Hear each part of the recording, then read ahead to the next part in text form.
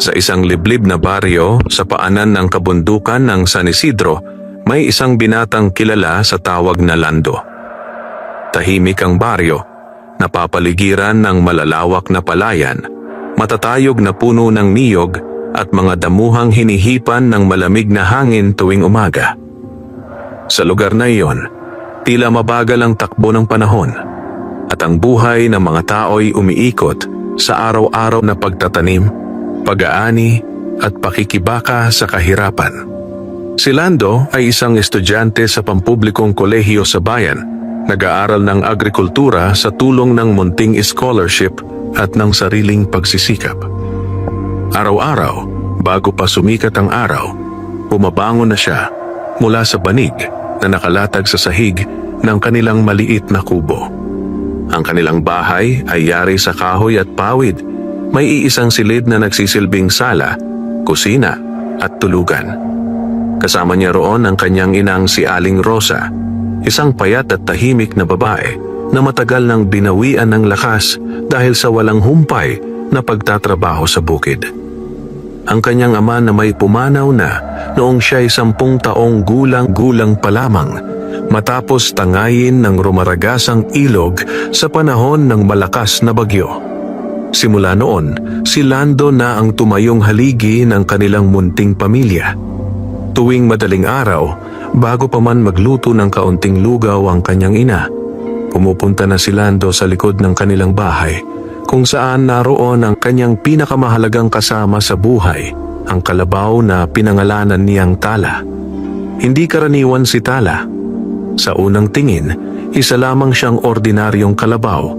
Kulay abong maitim ang balat, malaki ang katawan at may mahahabang sungay na bahagyang nakakurba.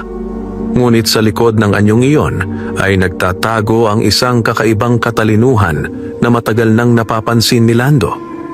Mula pa nung bata pa siya, si Tala na ang kasakasama niya sa bukid. Ipinamana ito ng kanyang ama bago pumanaw at mula noon ay inalagaan niya ito na parang sariling kapatid. Ngunit habang lumilipas ang mga taon, unti-unting napansin ni Lando na tila may sariling pag-iisip ang kanyang alagang kalabaw. Kapag may paparating na bagyo, si Tala ang unang nagiging balisa. Kumakawala ito sa tali at pumupunta sa mas mataas na lugar bago pa man dumilim ang langit. Kapag may darating na bisita sa kanilang bahay, madalas ay nauuna pa itong tumingin sa daan at maglalabas ng kakaibang ungol. Minsan pa nga, kapag nalulungkot si Lando, kusa itong lumalapit at isinasandal ang malaking ulo sa kanyang balikat para bang nauunawaan ang bigat ng kanyang dinadala. Sa umagang iyon, muling nagising si Lando sa tila mahinang paghuni ng mga ibon at sa marahang ungol ni Tala sa labas. Bumangon siya, naghilamos sa tapayan ng tubig ulan at agad lumabas. Sandali lang, Tala, bulong niya habang kinakalabit ang lubid na nakatali sa poste. Sumagot ang kalabaw ng mahinang ungol na tila reklamo dahil sa gutom. Kumuha si Lando ng bungkos ng sariwang damo at inilapag sa harap nito. Habang kumakain si Tala, hinaplos niya ang leeg nito. Alam mo ba, may exam na naman ako mamaya. Wika niya. Kailangan kong pumasa para makahanap ako ng mas magandang paraan sa pagsasaka natin. Tila tumigil sandali sa pagnguya si Tala at tumingin sa kanya.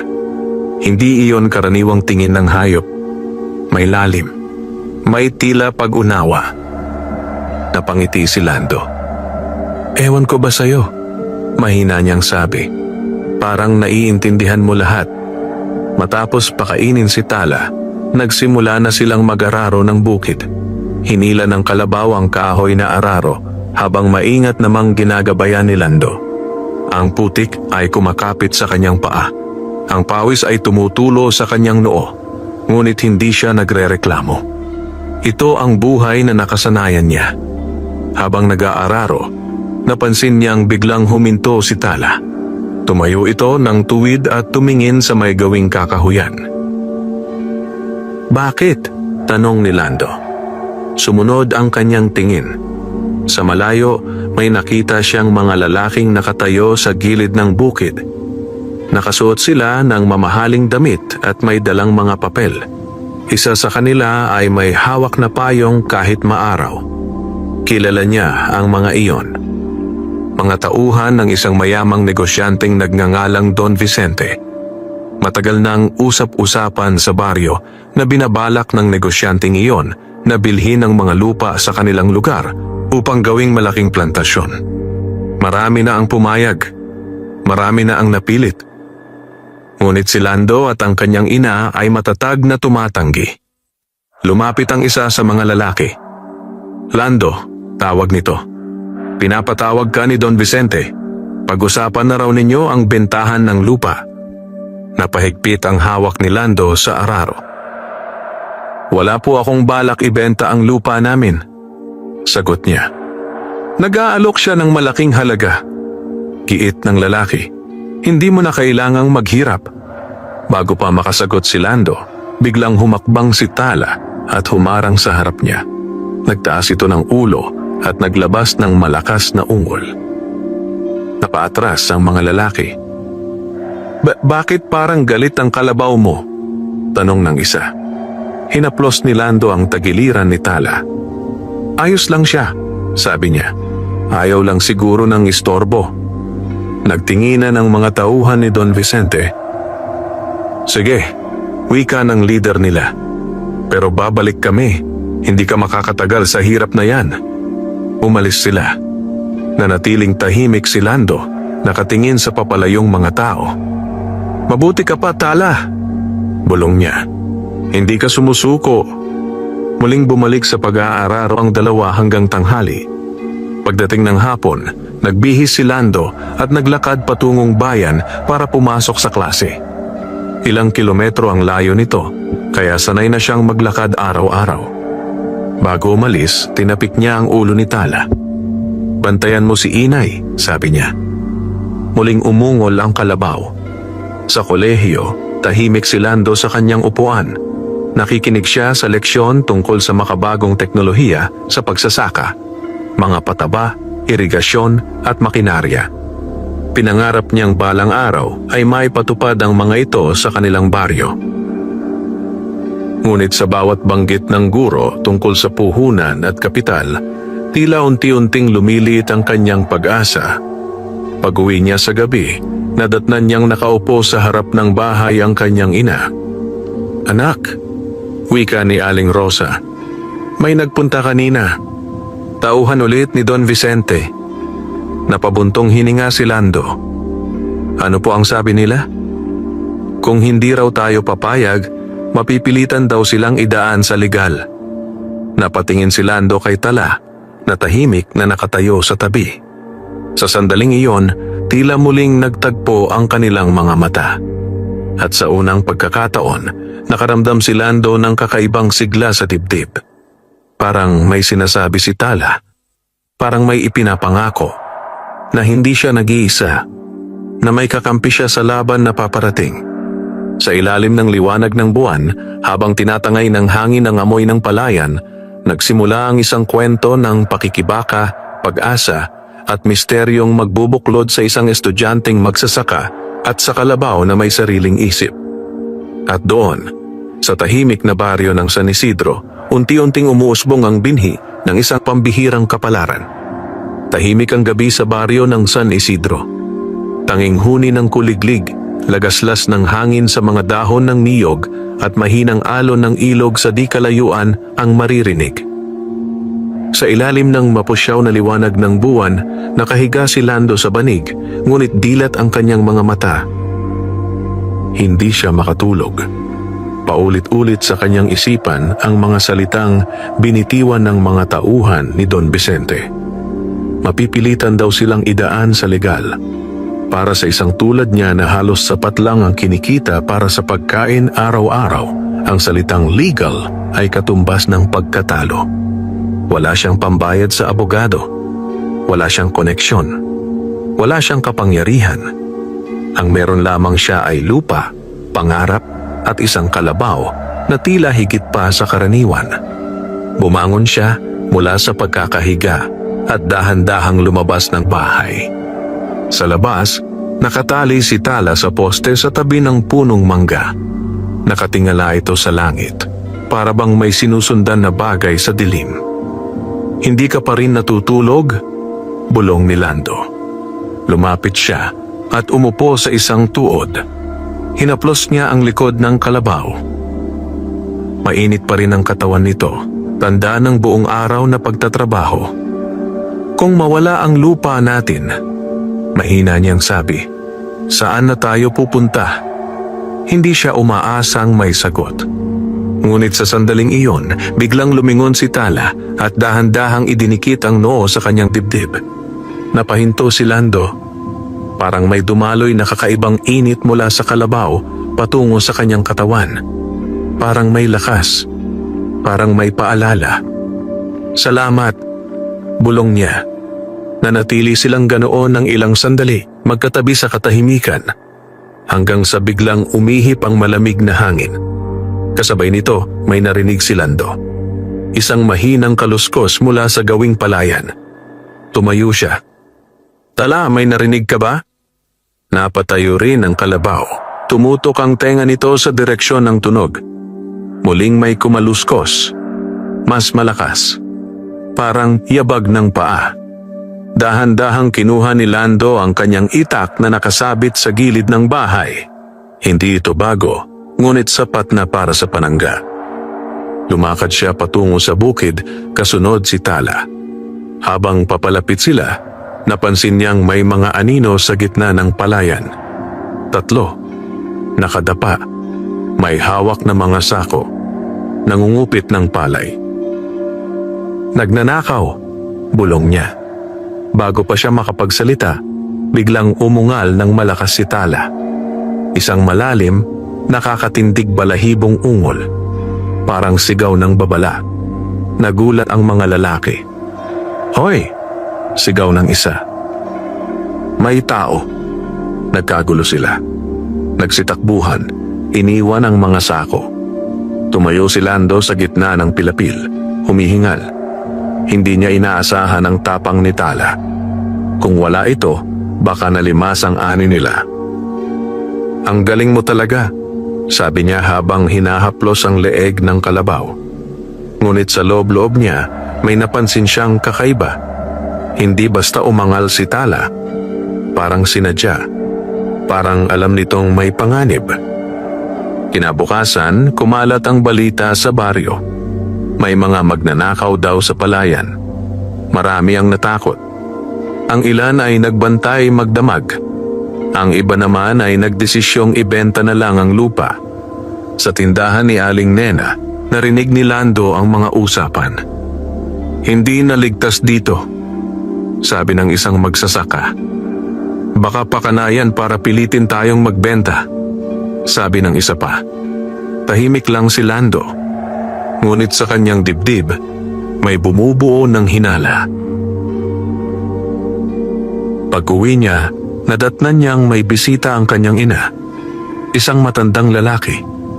Payat. Maputi ang buhok. May bitbit na baston.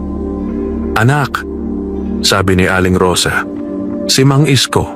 Dati raw siyang nakatira rito bago ka pa ipanganak. Ngumiti ang matanda kay Lando. Matagal na kitang pinagmamasdan, wika nito. Napakunot ang noo ni Lando. Po, ang kalabaw mo, dugtong ni Mang Isko. Hindi karaniwan. Napatingin si Lando kay Tala na nakahiga sa lilim. Marami na akong nakita sa buhay, sabi ng matanda. Pero bihira ang hayop na may ganyang mata. Anong ibig ninyong sabihin? Tanong ni Lando. Humigop ng tubig si Mang Isko.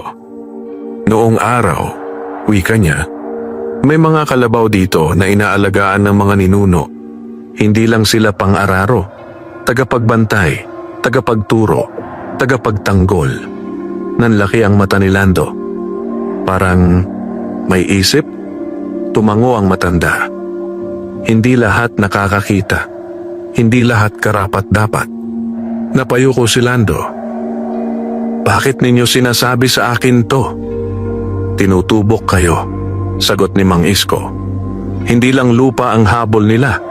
Gusto nilang kunin ang biyayang nakabaon sa lupang yan. Biyaya? Ngumiti ang matanda. Darating ang panahon, maiintindihan mo. Bago pa makapagtanong si Lando, tumayo si Mang Isko. Kailangan ko nang umalis, sabi nito. Bantayan mo ang kalabaw mo. At higit sa lahat, pakinggan mo siya. Pagkasabi noon, umalis ang matanda. Nanatiling nakatayo si Lando sa gitna ng bakuran. Magulo ang kanyang isip. Biyaya. Kalabaw na may isip. Panganib. Lahat ay nagdurugtong-dugtong. Lumapit siya kay Tala. Umupo sa tabi nito. Totoo ba yon? Bulong niya. May tinatago ba ang lupa natin? Tumingin sa kanya ang kalabaw. Tahimik. Ngunit sa mata nito, may tila kumikislap na lihim. Parang sinasabi, hindi pa panahon. Sa gabing iyon, habang muling sumasayaw ang hangin sa palayan, nagsimulang mabuo sa puso ni Lando ang isang matibay na pasya. Hindi niya isusuko ang lupa. Hindi niya pababayaan si Tala. At haharapin niya ang anumang lihim na unti-unting bumubukas sa kanilang buhay. Dahil ramdam niya, ang laban nila ay nagsisimula pa lamang. Maagang nagising si Lando kinabukasan. Hindi pa sumisikat ang araw, ngunit gising na ang kanyang diwa. May kung anong bumabagabag sa kanyang dibdib, mga salitang binitiwan ni Mang Isko, mga matang may lihim si Tala, at ang bantang unti-unting pumapalibot sa kanilang lupain. Tahimik ang paligid. Tanging pagaspas ng dahon at mahinang huni ng ibon ang maririnig. Lumabas siya ng bahay at nakita si Tala na nakatayo na, tila naghihintay. Nauna ka na naman, sabi ni Lando, may munting ngiti. Ngumuso ang kalabaw at bahagyang umiling para bang nagmamadali. Napansin niyon ni Lando. May gusto ka bang ipakita? Tanong niya. Hindi siya umasa ng sagot. Ngunit laking gulat niya nang biglang humakbang si Tala patungo sa likuran ng bukid sa bahagi na bihira nilang puntahan, isang lupang natatakpan ng matataas na damo at puno ng ligaw na halaman. Sumunod si Lando. Habang naglalakad sila, unti-unting nagiging mas masukal ang paligid. May mga ugat na nakalitaw sa lupa, may mga batong natatakpan ng lumot, at may malamig na simoy na tila nagmumula sa ilalim ng lupa. Dito pala, bulong niya. Huminto si Tala sa tabi ng isang malaking punong balete. Matanda na ang puno, makapal ang katawan, at parang yakap-yakap ang lupa sa paligid nito. Dahan-dahang kumayod si Tala gamit ang kanyang paa. Kiskis. Kaskas. Paulit-ulit. Anong ginagawa mo? Tanong ni Lando. Bigla nitong itinulak ang isang tipak ng lupa gamit ang sungay. Lumantad ang isang bahagyang nakausling bato. Lumuhod si Lando at hinawi ang damo. May nakita siyang kakaiba. Isang bilog na batong may ukit. Parang may simbolo. Parang sinaunang marka. Hindi ko to napansin dati, bulong niya. Hinawakan niya ang bato. Malamig. At nang hawakan niya, parang may dumaloy na panginginig sa kanyang kamay. Bigla siyang napaatras. Tala. Umungol ang kalabaw. Marahan ngunit mariin. Parang hinihikayat siyang magpatuloy. Huminga siya ng malalim at muling lumapit. Inalis niya ang mas maraming lupa. Unti-unting lumitaw ang isang maliit na takip na bato. Parang takip ng hukay. May nakabaon dito, sabi niya sa sarili. Kumuha siya ng pala at sinimulang hukayin ang paligid.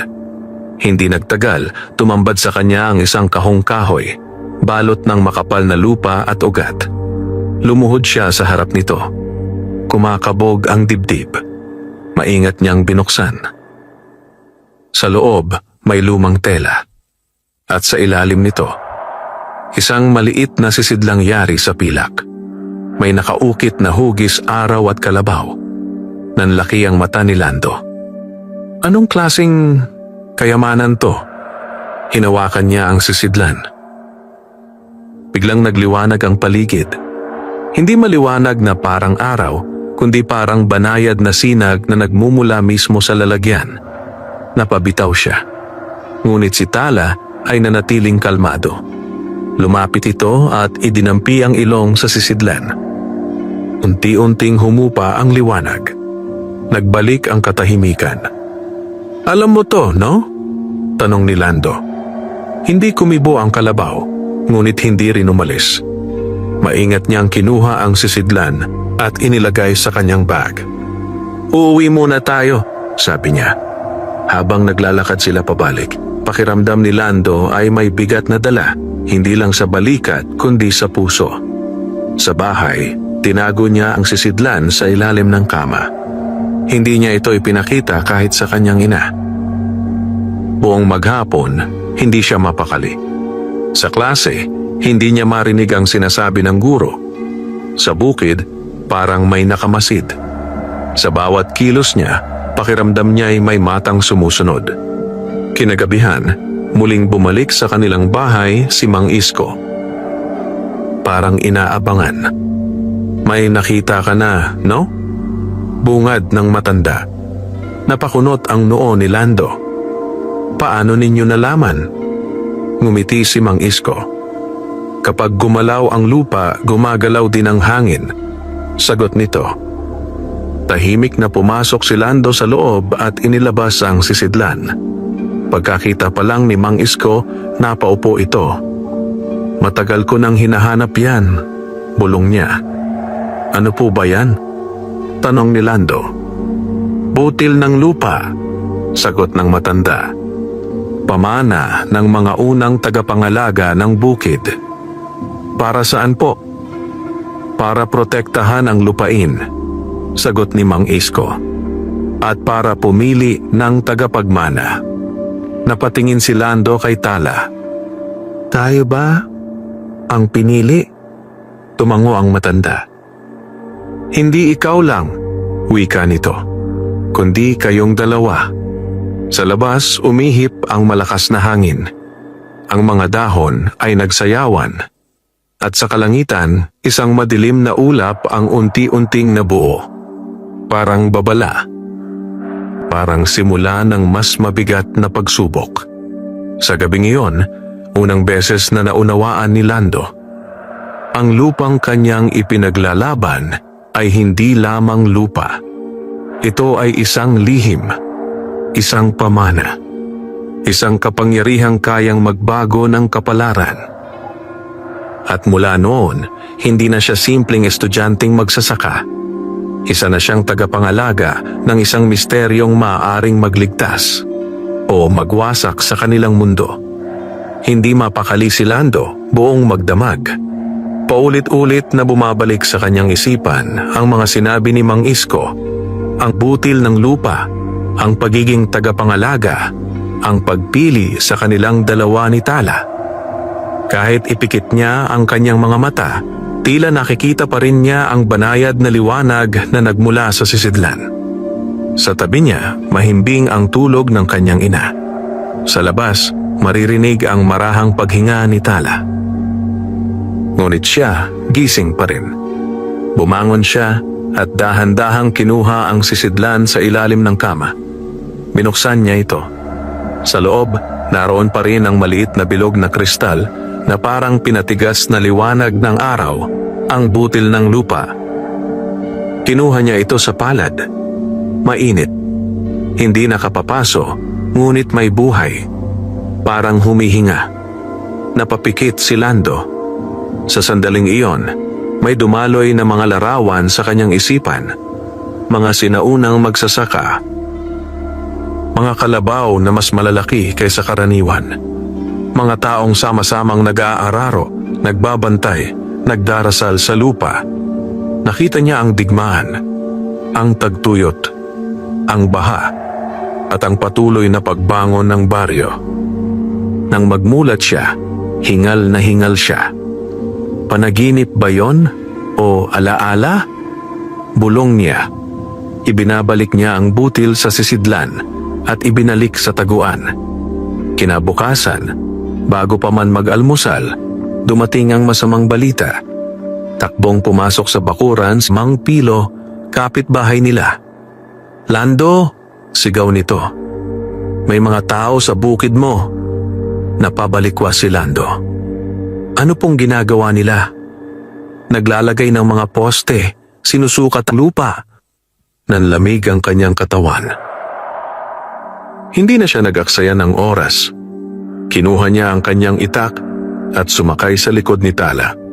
Hindi man karaniwan, sanay na sanay si Lando sa pagsakay dito kapag nagmamadali. Mabilis silang nagtungo sa bukid. Pagdating nila, tumambad ang eksena. May 5 lalaking may dalang metro, kahoy na poste at dokumento. May kasama pa silang 2 armadong gwardiya. Sa gilid, nakatayo ang isang lalaking nakapolo at may suot na salamin sa mata. Isa sa mga tauhan ni Don Vicente. "Anong ginagawa ninyo rito?" Mariing tanong ni Lando. Lumapit ang lalaki. "Legal na proseso," sagot nito. "Ipinapasukat na ang lupa, may papeles na." "Wala kaming pinirmahan," giit ni Lando. Ngumisi ang lalaki. May paraan ang may pera. Napapikit si Lando sa galit. Humakbang si Tala sa unahan. Nagtayuan ang mga balahibo nito. Naglabas ito ng mababang ungol na tila nagbababala. "Nandito kami sa utos," sabi ng gwardiya. "Huwag kang manghimasok." Biglang umihip ang hangin. Umalon ang mga damo. Sa sandaling iyon, nakaramdam si Lando ng kakaibang init sa kanyang dibdib. Parang may gumising. Parang may pumipintig. Naalala niya ang butil ng lupa. Hindi niya alam kung bakit, ngunit ipinikit niya ang mata at mariing nagdasal. "Kung may kapangyarihan man ito, tulungan mo kami." Biglang umuga ang lupa.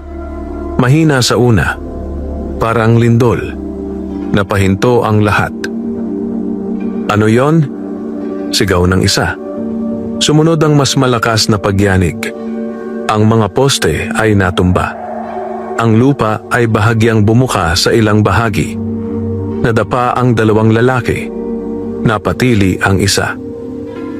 Si Tala ay nanatiling nakatayo, matatag, parang haligi. Si Lando ay nakahawak sa leeg nito. Nanlaki ang kanyang mata. "Ako ba ang gumawa nito?" Humupa ang pagyanig. Nababalot ng takot ang paligid. "Umalis na tayo!" sigaw ng isa. Mabilis na nag-empake ang mga tauhan. Nagkagulo.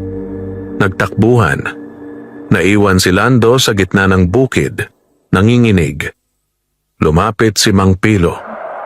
"Anong nangyari?" tanong nito. Hindi makasagot si Lando. Tumingin siya kay Tala. Tahimik ang kalabaw. Ngunit sa mata nito, may ningning ng pag-unawa. Kinagabihan, muling dumalaw si Mang Isko. "Nararamdaman mo na, no?" wika nito. "Opo," sagot ni Lando. "Pero natatakot ako." "Natural lang," sabi ng matanda. "Ang kapangyarihan ay hindi regalo. Isa itong responsibilidad. Paano kung makasakit ako ng tao?" "Kung malinis ang puso mo," sagot ni Mang Isko, "ang lupa ang gagabay sa'yo."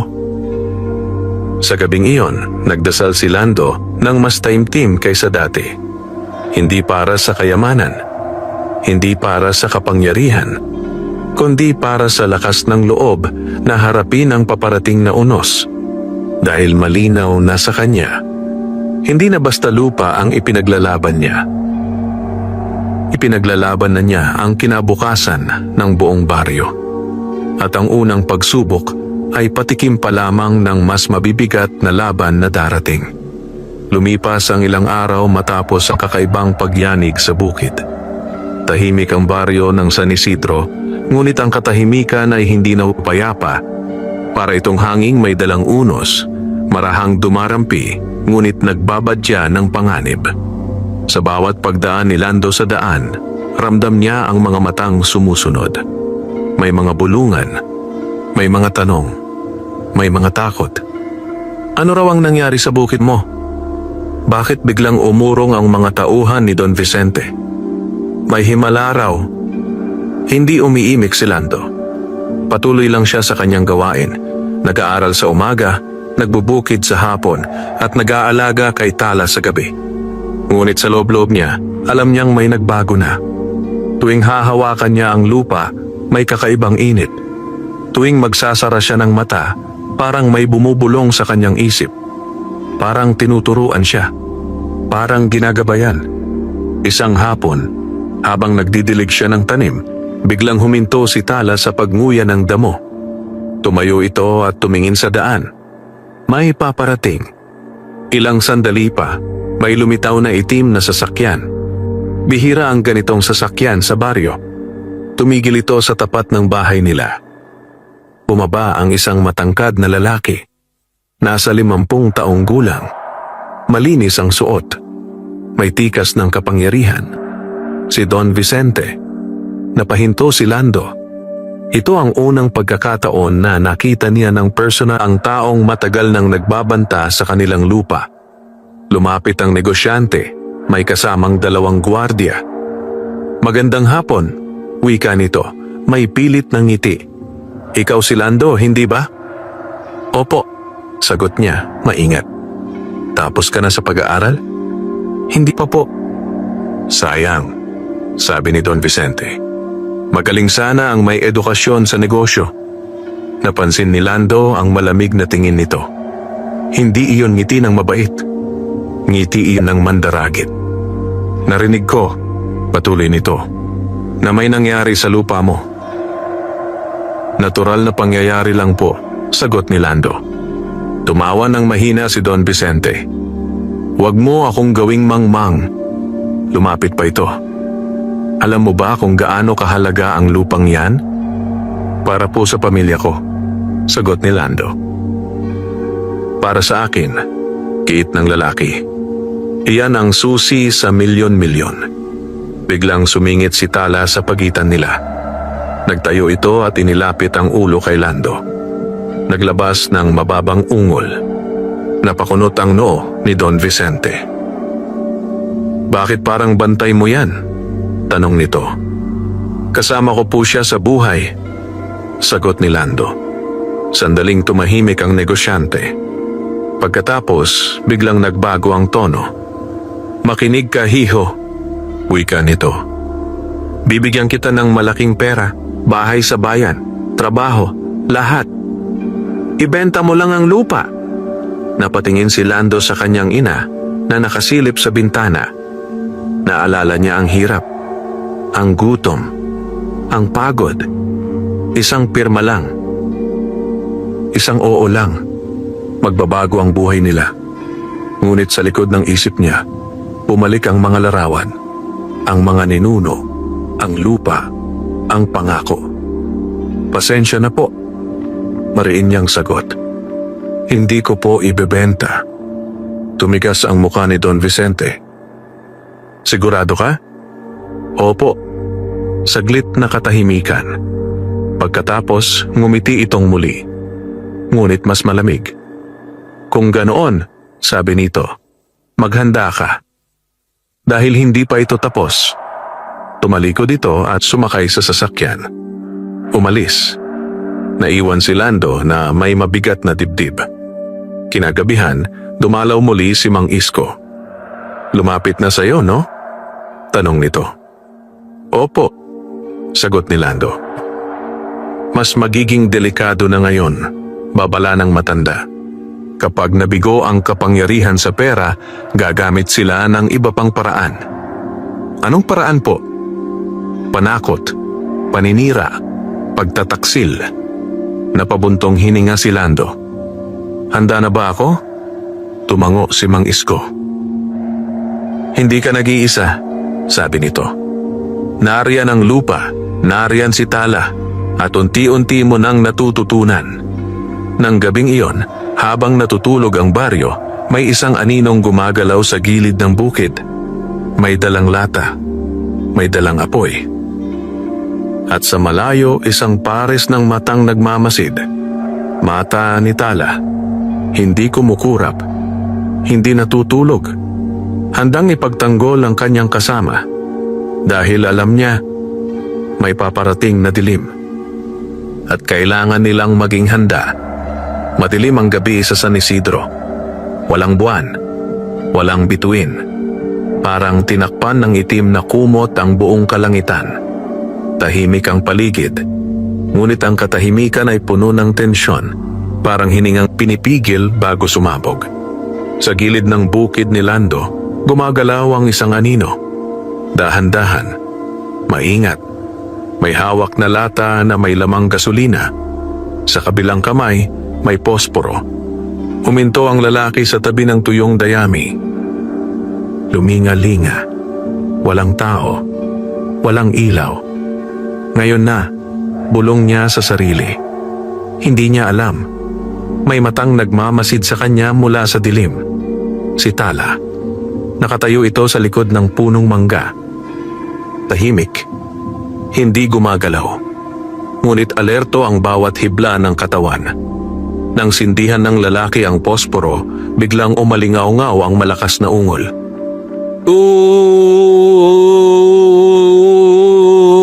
Napaatras ang lalaki. Ano yon?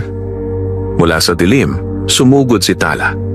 Mabilis, malakas, parang ipo-ipong kulay abo. Tinamaan ng sungay ang lata. Tumilapon. Bumuhos ang gasolina sa lupa. Nabasa ang damit ng lalaki. Aray! Napatumba siya. Bago pa siya makatayo, naroon na si Tala sa harap niya. Nakaangat ang ulo. Nakaamba ang sungay. Nanginginig sa takot ang lalaki. Huwag. Pakiusap nito. Kasabay nito, dumating si Lando, may hawak na itak. Anong ginagawa mo rito? Sigaw niya.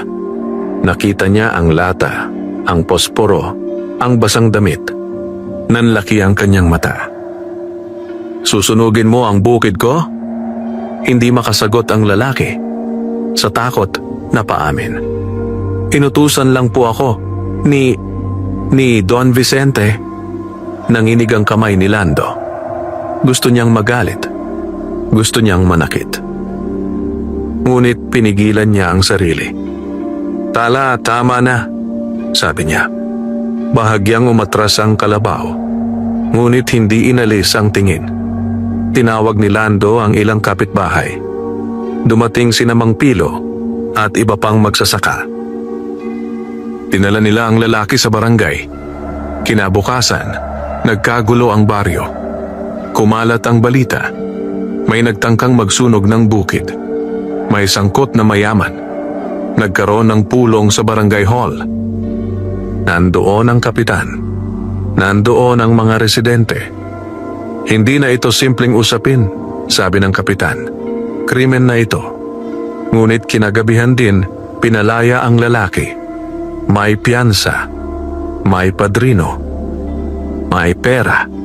Nabigo ang hustisya. Naupo si Lando sa tabi ng bukid, tahimik na nakatingin sa lupa. Ganito ba talaga? Bulong niya. Laging talo ang mahirap. Lumapit si Tala. Idinikit ang ulo sa kanyang balikat. Parang umaalo. Dumating si Mang Isko. Isa pa lang yan, wika nito. Susubukan ka nilang baliin. Hanggang kailan? Tanong ni Lando. Hanggang sumuko ka, sagot ng matanda. Napatingin si Lando sa malayo. Hindi ako susuko, mariin niyang sabi. Kinabukasan, nagsimula ang mas masinsing pagbabantay sa baryo. Nagpatrolya ang mga magsasaka. Nagpalitan sila ng bantay. Sa tulong ni Tala, walang estrangherong nakakapasok nang hindi napapansin. Ngunit sa likod ng lahat ng iyon, may mas malaking panganib na dumarating. Isang umaga, habang papunta si Lando sa paaralan, hinarang siya ng isang itim na motorsiklo. Bumaba ang dalawang lalaki. May takip ang muka. Anong gusto ninyo? Tanong niya. Lumapit ang isa. Babala, sabi nito. Itigil mo na ang laban. Kung hindi, itinaas nito ang kamay at nagkunwaring may hawak na baril. May masasaktan. Napahigpit ang kamao ni Lando. Hindi siya sumagot. Tahimik lang siyang tumitig. Sa likod niya naroon si Tala. Nakatayo, matatag. Naglabas ng mababang ungol. Napatras ang mga lalaki.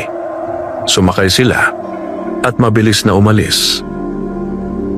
Naiwan si Lando sa gitna ng daan. Huminga siya ng malalim. Sa unang pagkakataon, tunay siyang natakot. Hindi para sa sarili niya, kundi para sa kanyang ina, para sa baryo, para kay Tala. Sa gabing iyon, muli niyang inilabas ang butil ng lupa. Hinawakan niya ito. Kung may mas ibibigay ka pang lakas, bulong niya, handa akong tanggapin. Sa sandaling iyon, muling nagliwanag ang kristal. At sa puso ni Lando may bagong apoy na nagningas. Apoy ng tapang. Apoy ng paninindigan. Apoy na hindi na kayang patayin ng kahit anong dilim. Muling dumalaw ang katahimikan sa baryo ng San Isidro. Ngunit hindi na ito dating katahimikan. Hindi na ito payapa. Ito'y katahimikang nagbabantay. Katahimikang naghihintay. Parang lupa bago lindol. Parang dagat bago bagyo. Sa gitna ng ganitong damdamin, patuloy ang buhay ni Lando. Pumapasok pa rin siya sa paaralan. Nag-aararo pa rin sa bukid. Nag-aalaga pa rin kay Tala. Ngunit ngayon, bawat hakbang niya ay may kasamang pag-iingat. Bawat gabi ay may panalangin. Bawat umaga ay may paghahanda. Isang madaling araw, nagising siya sa kakaibang pakiramdam. Parang may tumatawag. Hindi sa tainga, kundi sa dibdib. Bumangon siya at dahan-dahang lumabas ng bahay. Nakatayo na si Tala. Nakatingin sa direksyon ng punong balete. Ang parehong lugar kung saan nila natagpuan ang butil ng lupa. Doon na naman? Bulong ni Lando. Hindi sumagot ang kalabaw. Ngunit nagsimula itong maglakad. Sumunod siya. Habang papalapit sila sa balete, mas lumalamig ang hangin. Mas bumibigat ang pakiramdam. Parang may presensya. Parang may nagmamasid. Huminto si Tala sa tabi ng puno. Muling kumayod sa lupa. Ngunit ngayon, hindi para maghukay, kundi para gumuhit. Gamit ang paa, gumuhit ito ng kakaibang hugis sa lupa. Parang simbolo, parang mapa. Lumuhod si Lando. Pinagmasdan. Unti-unting nabuo sa isip niya ang kahulugan. Mga linya, mga bilog, mga palaso, tumuturo sa iba't ibang bahagi ng bukid. Parang daluyan ng tubig, bulong niya. Naalala niya ang leksyon sa agrikultura, mga underground spring, mga ugat ng lupa, mga daan ang dinadaluyan ng sustansya. May koneksyon ang lahat, sabi niya. Biglang umihip ang hangin. Umalon ang mga dahon, at sa kanyang isipan, may umaling-awngaw na tinig. Mahina, malalim, matanda. Anak ng lupa. Napahawak si Lando sa dibdib. Sino yan? Bulong niya. Tagapangalaga, tagapagmana. Makinig. Napaluhod siya. Parang binabalot ng bigat ang katawan. Sa harap niya, unti-unting nagliwanag ang lupa. Hindi matingkad. Panayad. Parang liwanag ng alitaptap na pinagsama-sama. Sa gitna nito, lumitaw ang anyo ng isang matandang magsasaka. Mahaba ang balbas. May hawak na araro. May kasamang kalabaw na mas malaki kay Tala. Hindi ito multo. Hindi rin tao. Isa itong alaala. Espiritu ng lupa. Ikaw ang pinili. Wika ng tinig. Dahil marunong kang magmahal, marunong kang magtiis, marunong kang mag-alaga. Nanginig si Lando. Ako po'y ordinaryong tao lang. Ang pagiging ordinaryo, sagot ng tinig, ang siyang dahilan ng iyong lakas. Ipinakita sa kanya ang mga larawan, mga bukid na natuyo, mga lupang inagaw, mga magsasakang napalayas, ngunit sumunod, mga lupang muling nabuhay, mga taong nagkaisa, mga ani na sumagana. Nasa iyo ang pasya, wika ng Espiritu. Gagamitin mo ba ang biyaya para sa sarili o para sa lahat? Napaluha si Lando. Para po sa lahat, sagot niya.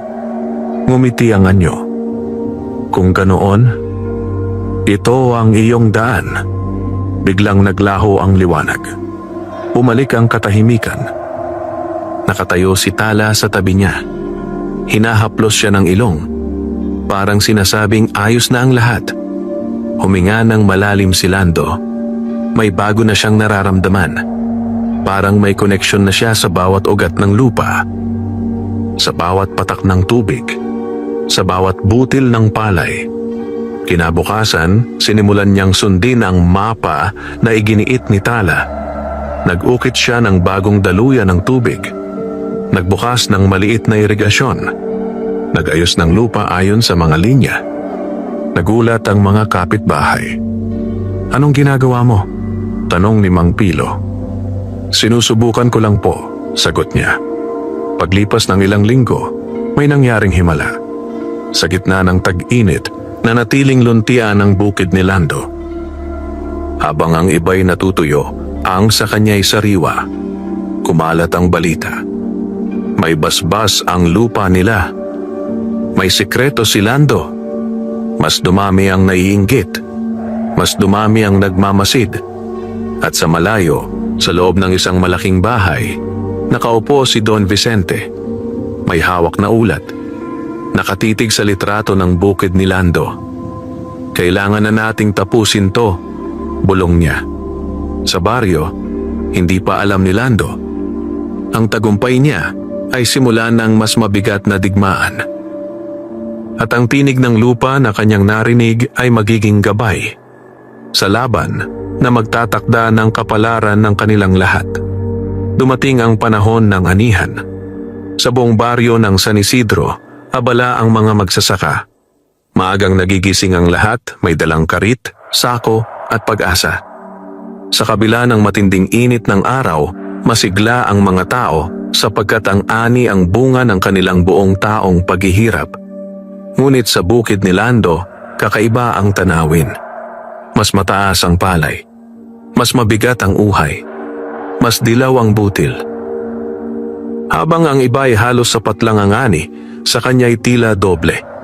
Nagkumpulan ng mga kapitbahay sa gilid ng kanyang bukid. Parang may mahika, bulong ng isa. Hindi naman ganyan dati.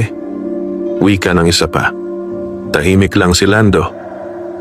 Habang nagaani, palihim siyang tumitingin kay Tala, na payapang ngumangata sa lilim ng puno. Alam niya sa puso, hindi ito mahika. Ito'y biyayang may kapalit na responsibilidad. Isang umaga, dumating si Don Vicente kasama ang ilang mamimili ng palay. May dalang timbangan, may dalang pera, may dalang ngiti. Lando, wika nito, mukhang masagana ang ani mo. Opo, sagot niya. Bakit hindi ka sa akin magbenta? Alok ng negosyante. Mas mataas ang presyo. Napatingin ang ibang magsasaka.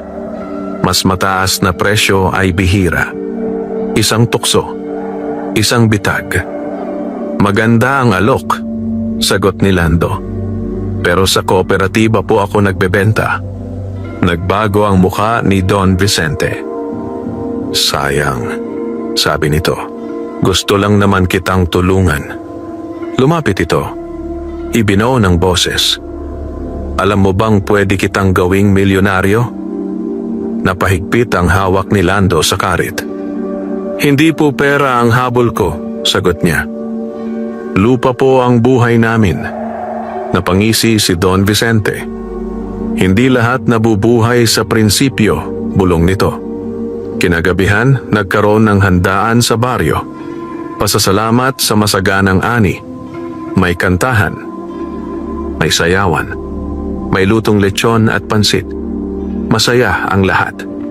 Ngunit sa gitna ng kasiyahan, may mga matang nagbabantay. Habang abala ang mga tao, may dalawang lalaki ang palihim na pumasok sa bodega ni Lando. May dalang sako. May dalang timbangan. Tahimik silang kumilos. Naglalagay ng palay. Nagnanakaw. Ngunit hindi nila alam. Nasa bubong si Tala. Hindi literal. Nasa mataas na bahagi ng lupa sa likod ng bodega. Nakatutok ang mata. Nang maramdaman nito ang panganib, naglabas ito ng matinis na ungol. "Oh!" Narinig ni Lando. Agad siyang tumakbo. "May tao sa bodega!" Sigaw niya. Nagkagulo. Nagsitakbuhan ang mga tao. Naabutan nila ang dalawang magnanakaw. Nahuli. Napahiya. Nalaman ng lahat. Tauhan sila ng isang middleman na konektado kay Don Vicente. Kinabukasan, pumutok ang balita. May tangkang panlilinlang. May tangkang pagnanakaw. Galit ang baryo. Nagtipon ang mga magsasaka. "Hindi na tayo pwedeng magkani-kanya," sabi ni Mang Pilo.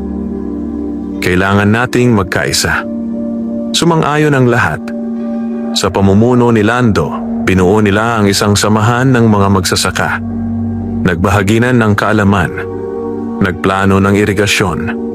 Nag-ipon para sa binhi. Unang beses na may ganitong pagkakaisa sa San Isidro. Ngunit habang tumitibay ang baryo, lalo namang nagdidilim ang plano ng kalaban. Sa opisina ni Don Vicente, nagngingit-ngit siya sa galit. Hindi na sapat ang pananakot, wika niya. Kailangan nating wasakin ang reputasyon niya. Lumapit ang isang tauhan. "May paraan po," sabi nito. "Gagawa tayo ng iskandalo." Ngumiti si Don Vicente. Simulan na. Samantala, sa bahay ni Lando, tahimik ang gabi. Magkatabi silang kumakain ng kanyang ina. Nasa tabi si Tala. Payapa. Ngunit sa puso ni Lando, may bumubulong. Parang babala. Parang sinasabing, hindi pa tapos ang laban. At ang susunod na pagsubok ay hindi sa lupa, kundi sa kanyang dangal. Maaga pa lamang ay gising na ang baryo ng San Isidro. Ngunit sa araw na iyon, hindi tunog ng karit at tawanan ang umalingaw-ngaw sa hangin, kundi bulungan. Kabulungan na may halong pagdududa, may halong paghusga. Habang naglalakad si Lando papunta sa tindahan ni Aling Nena, napansin niyang kakaiba ang tingin ng mga tao sa kanya. May umiiwas. May nagbubulungan. May tumitigil sa pag-uusap kapag siya'y dumarating. Bakit parang bulong niya sa sarili? Pagdating niya sa tindahan, biglang tumahimik ang loob. Nandoon sina Mang Pilo at ilang magsasaka. May hawak na dyaryo ang isa. "Lando," mahinang tawag ni Mang Pilo. Lumapit siya. "Ano po yon?" Ipinakita sa kanya ang dyaryo. Sa unang pahina, may litrato. Isang lalaking kahawig niya. May hawak na sobre. Kaharap ang isang lalaking kamukha ng tauhan ni Don Vicente. Sa ibaba, may pamagat. Binatang magsasaka, tumanggap ng suhol, nanlamig ang kanyang katawan. "Hindi po ako yan," marin niyang sabi. "Hindi ko po ginawa yan." Ngunit ang duda ay mabilis kumalat. "Kamukha mo," bulong ng isa. "Pareho ng damit," sabi ng isa pa. "Baka totoo," hinala ng iba. Umuwi si Lando na mabigat ang loob. Sa bahay, nadatnan niyang umiiyak ang kanyang ina. Anak, hikbi ni Aling Rosa. May mga nagsasabi kung ano-ano. Niyakap niya ang ina. Hindi po totoo, Nay, sabi niya. Hindi ko kayo ipagkakanulo. Ngunit kahit siya, nasasaktan. Dahil ang tiwala ay madaling masira. Mahirap buuin.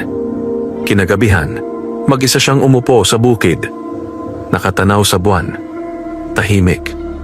Pagod. Bakit ganito? Bulong niya. Ginagawa ko naman ang tama. Lumapit si Tala. Umupo sa tabi niya. Idinikit ang ulo sa kanyang balikat. Parang sinasabing, hindi ka nag-iisa. Biglang umihip ang hangin. Mula sa lupa, muling narinig ni Lando ang tinig. Ang katotohanan ay parang binhi. Maaaring matabunan. Ngunit hindi namamatay. Napapikit siya. Paano ko po lalabanan ang kasinungalingan? Tanong niya. Walang direktang sagot. Ngunit sa kanyang isipan, may pumasok na larawan. Isang lugar. Isang lumang bodega. Isang oras. Parang alaala. Parang pahiwatig. Kinabukasan, sinundan niya ang kutob. Kasama si Tala, nagtungo siya sa lumang bodega sa gilid ng bayan. Doon, may nakitang mga kahon. May kamera. May tripod. May ilaw. Isang lihim na set. Dito nila kinunan. Bulong niya. May mga papel din. Mga kontrata. Mga resibo. May pangalan ng tauhan ni Don Vicente. May petsa. May pirma. Kinuha niya ang lahat. Dinala sa barangay. Humingi ng tulong sa kapitan. Tinawag ang media. Ipinakita ang ebidensya. Nag-imbestiga ang pulis. Lumabas ang katotohanan. Peke ang litrato. Inedit. Pinlano. Binayaran ang kamukha ni Lando. Ilang araw matapos iyon, inilathala ang bagong balita. Binatang magsasaka, pinawalang sala. Unti-unting bumalik ang tiwala ng baryo. Humingi ng tawad ang ilan. Yumuko si Lando. Walang problema, sabi niya. Mahalaga, alam na natin ang totoo. Ngunit sa loob-loob niya, may pagbabago. Mas tumatag. Mas tumibay. Mas naging handa.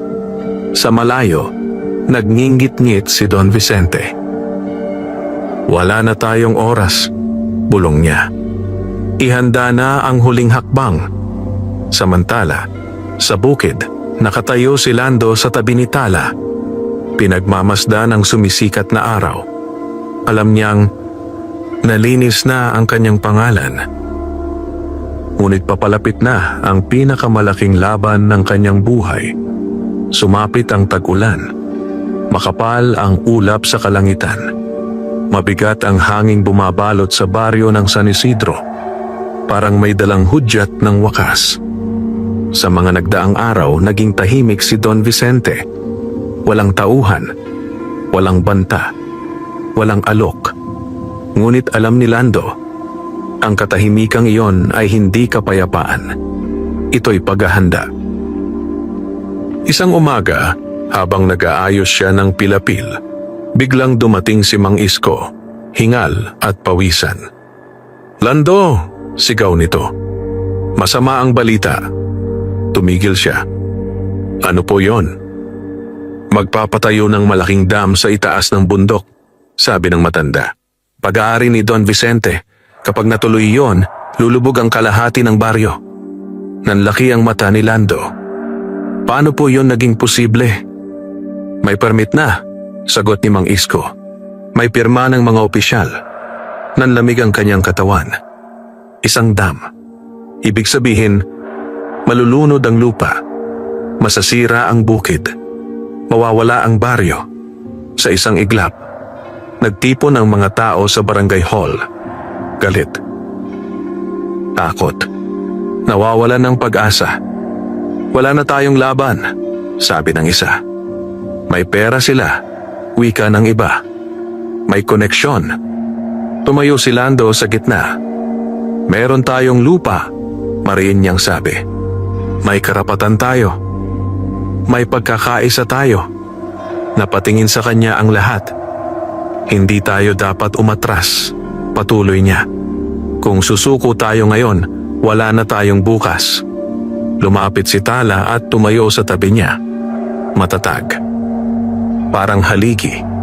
Sa sandaling iyon, muling naramdaman ni Lando ang pintig sa kanyang dibdib. Ang tinig ng lupa ay muling bumubulong. Ngayon ang panahon. Ngayon ang pagsubok. Kinabukasan, nagsimula ang konstruksyon. Dumating ang mga truck, mga backhoe, mga gwardya. Tinibag ang gilid ng bundok. Nagukit ng lupa. Naglagay ng bakal. Nagtipon ang mga magsasaka sa harap ng lugar.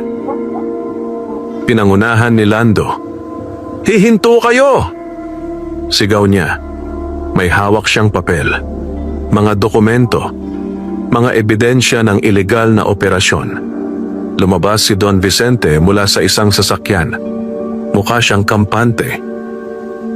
Hindi mo na ito mapipigilan, wika nito. Tapos na ang laban.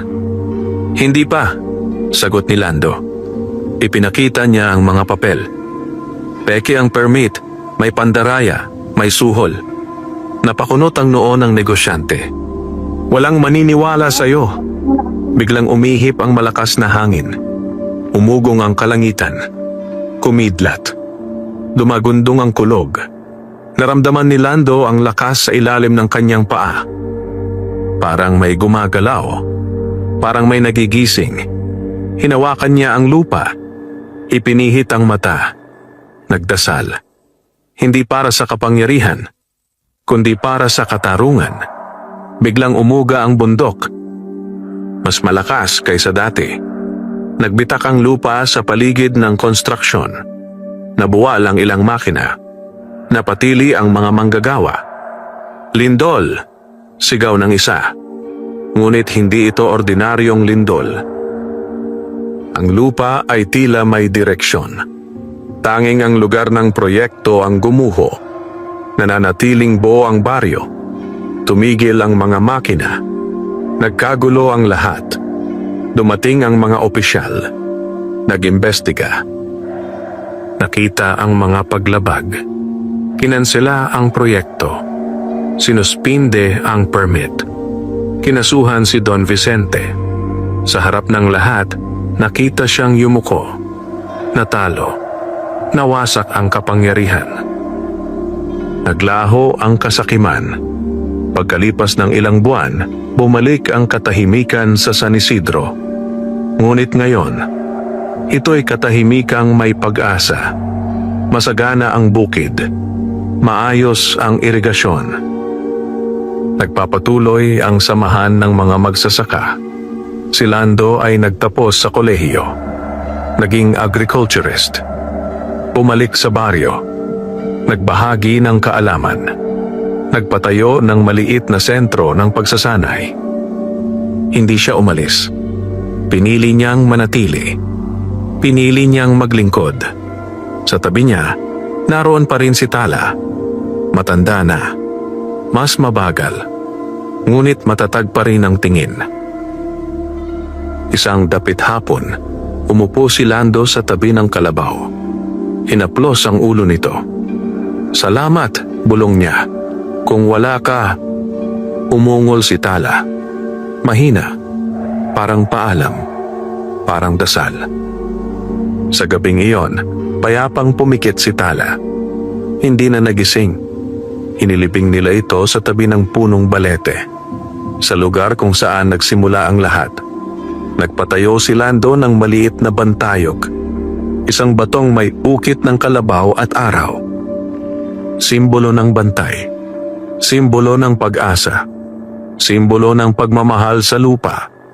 Habang nakatanaw sa malawak na palayan, napangiti si Lando. Hindi siya yumaman sa pera. Ngunit yumaman siya sa dangal. Sa tiwala. Sa pagmamahal ng bayan.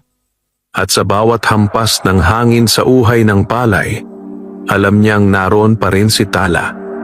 Nagbabantay, gumagabay, kasama niya, magpakailanman. Wakas,